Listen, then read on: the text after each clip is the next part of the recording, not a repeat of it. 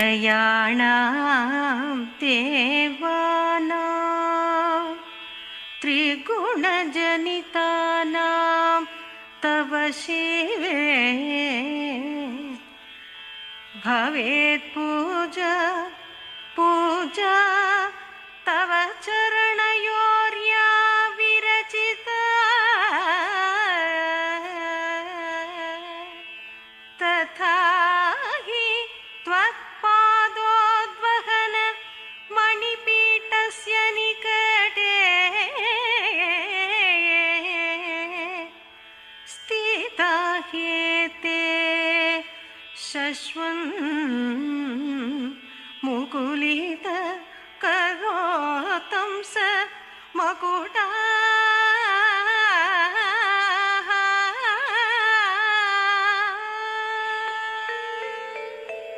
இந்த ஸ்லோகத்தை ஜபம் செய்தால் முறைப்படி கிடைக்க வேண்டிய உயர் பதவி கிடைக்கும்.